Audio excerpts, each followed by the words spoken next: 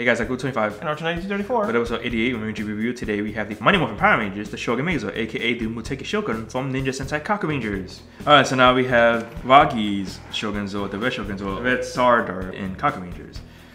His weapon is of course the shield, the Muteki Shogun and the Shogun Zord. You can actually use the Battleborg's weapons because they all fit in the hole. They're all the same exact size, yeah. They're interchangeable. Only difference is that the other ones are red and the other ones are chrome or gold. The maneuverability is just the arm, and you can spin the fist 360. Unfortunately, all the feet on all the Shogun Zords are just stationary. They're really big bricks. Sadly, they are, but other than that, they're really nice. They have a nice little emblem. Most people might not know this, but you actually store the helmet inside red.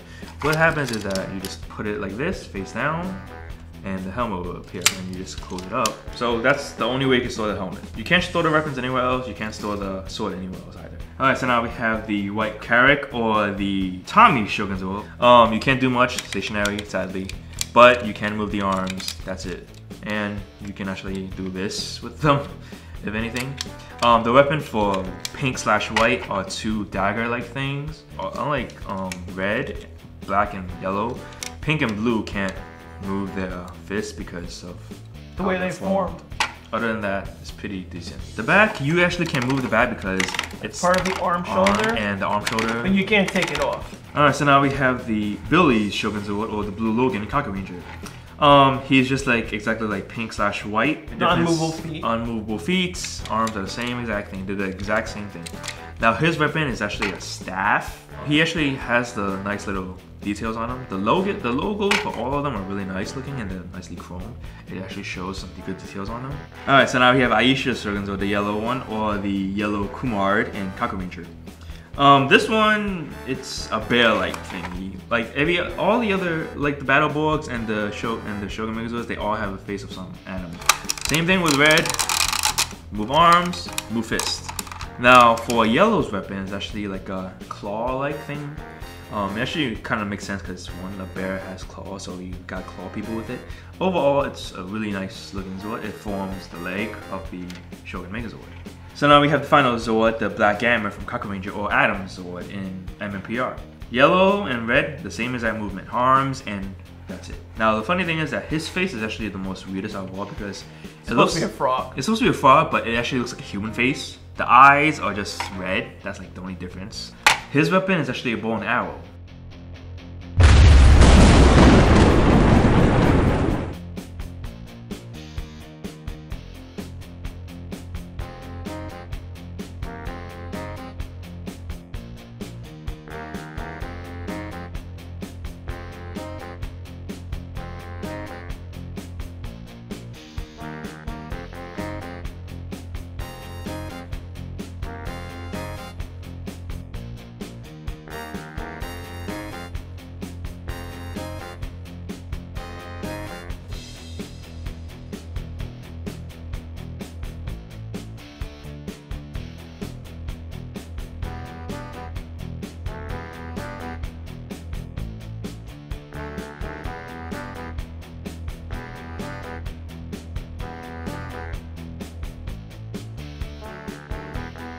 Alright, so now we have the Shogun Megazord or the Muteki Shogun. Why they call it the Shogun Megazord? Because it actually looks like a Shogun. And the fact that it actually looks like a house. If you look at it like this from this side, you have the windows here, you have the other windows down here, and you have a little rooftop on the top. The feet are also the walls for like, the castle. You can tell it because it's a little bricky wall. The decals are nice on all of the Zords. It actually looks like it. It's really blocky. That's why it's so square looking out of all the Zords. Sadly, limited movability. Like all Megazords in the early days, only the arms move. And of course, the Shogun Megazord has its sword and its other weapons. It combines with all 5 weapons combined into one thing, and you have the sword.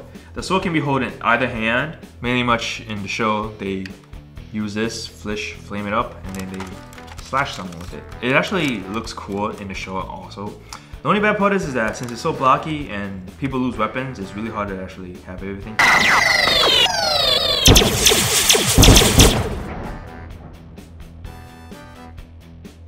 Alteration wise, of course, the most noticeable one, the pink. It's supposed to be notoriously white. pink. And then you also have the 2 sticker changes right here. These are lightning bolts in the Japanese Muteki Shogun. It will sort of look like a dragon. It's supposed to look like this, like the head of this, but more like a dragon. Also, we changed the logo of the symbol. This is a S/lightning bolt symbol. It's actually supposed to be a Chinese kanji symbol for... It's still chrome, but we just changed the design. People actually are now repopping this, so you can actually exchange it. You just gotta unscrew everything around it and change it. Also, the fact that we actually missed some of the chrome. Even though most of the chrome has been kept in the Shogun Megazord, like the symbols on each of the Megazord. The difference is that we lost chrome over here. Also, the fact that blue is supposed to be a more lighter color than ours. I think they darkened it the same reason why they darkened the wolf on the Ninja Megazord, because Billy's costume is much more darker blue than the blue one in Kaku Rangers. Also, the fact that the weapon is actually chrome too, and it's not rubber. The sword is actually not rubber; it's supposed to be chrome, and so are the weapons. All the weapons,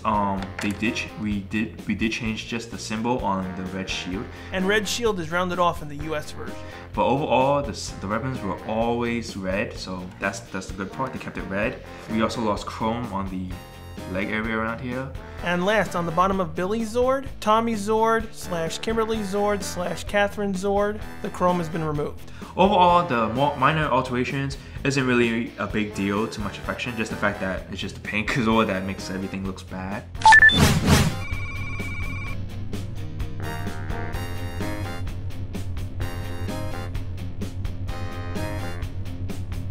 Overall, the Zords are nice. I mean... if you don't mind the pink Shogun Zord. Oh, well, you don't mind the stickers and the chrome changing. But I will say that the weapons are a big issue for the Shogun Megazord because majority of people lose them on eBay and they actually lose a sword. I mean, the sword is understandable. The helmet is somewhat understandable. Overall, it's decent.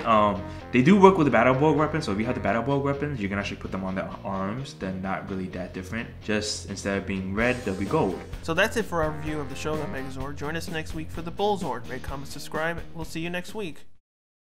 The funny thing is that all of the Shogun Megazords and the Shogun, oh, freaking hell. Muteki. Oh my god. In the show, we actually see the toy because Titanos was released during that era, and we just put the Shogun Megazord in and we see the pink arm instead of having it being the Muteki Shogun.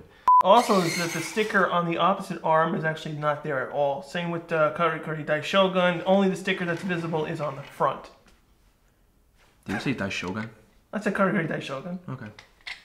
I didn't say. Oh, that's the wrong one. Muteki. Yes! Please put him back. I always say that one because it's the. I'm thinking the Ninja Megazord is first when it's not.